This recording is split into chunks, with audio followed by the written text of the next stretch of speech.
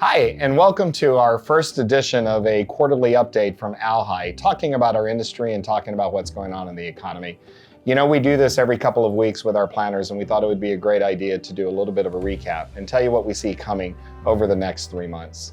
So let's start with the economy. There's a lot going on in the economy, and the one conversation we get is, are we in a recession? Are we not in a recession? And technically, yes, we're in a recession. We've already had a couple of declining quarters of GDP, which technically puts us there. We've had an inverted yield curve. Every time we've had an inverted yield curve, we've had a recession following 12 to 18 months past that inversion.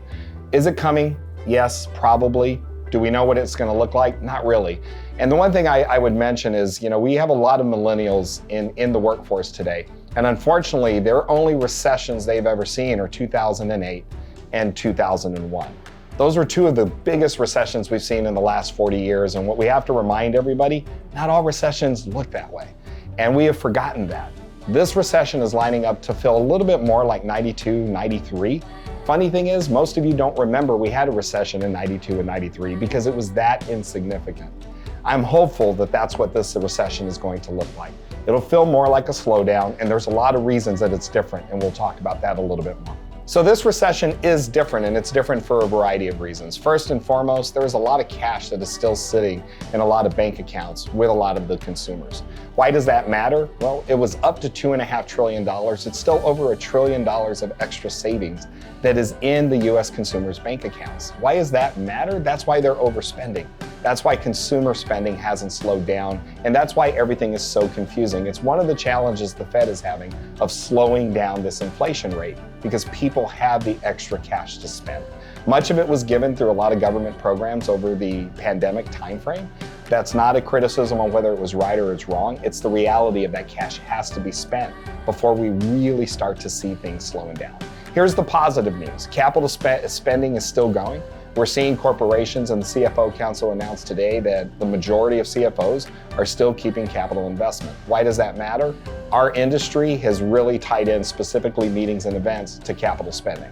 If capital spending continues to go, so will our industry. And I don't see much happening in our way as far as a major tightening as with meetings and events coming forward.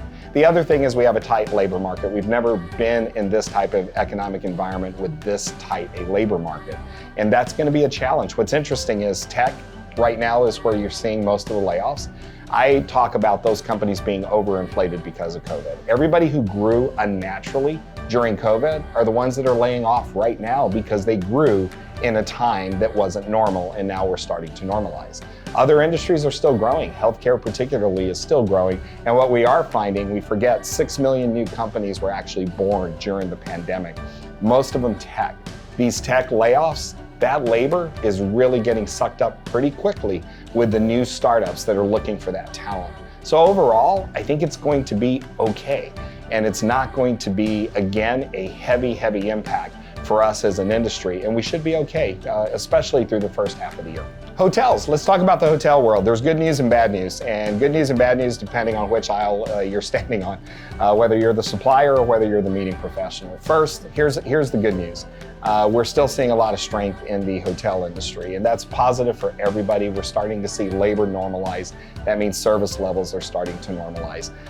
We are starting to see a slowdown in the rate of growth, or the growth rate of average rates. That's important. Now, that doesn't mean rates are going backwards, but it does mean this double-digit rate growth that we've been seeing over the last cycle, over the last 6 months or so, that is now starting to normalize. That's a positive for the meeting professional. It's also a positive for the hotels, as we need to get some normalization so we can start to forecast effectively, knowing that's not going to be there forever. So that's a lot of good news. And some of the bad news, the cost is still up. We're still having cost pressures across the board, most of it inflationary around labor. Food costs we've talked about ad nauseum. Eggs are still the most expensive thing you can find today from a margin perspective because of the increase. Why? We've had a bird flu. The bird flu has actually made us get rid of 40 million in the chicken population. That is increasing cost on chicken, increasing cost on eggs particularly. We're starting to see that and feel that. The positive is the rate of growth on other food items is now starting to decline. That, hopefully, we will see towards the back half of the year normalize. Again, I don't think it's going to go backwards, but at least we're starting to flatten and we won't have these double-digit rate increases that we've seen. The other thing to think about from the hotel perspective is we are well behind in new inventory coming into the market. We don't have a lot of new hotels being built, so this compression that we're feeling and seeing is not going to be relieved over the next 24 months.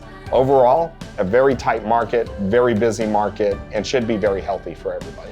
Last but not least, let's talk about COVID. And the nice thing is we're at a point in time that COVID is not the priority for our industry. The best thing is we're in an endemic phase of COVID and the pandemic.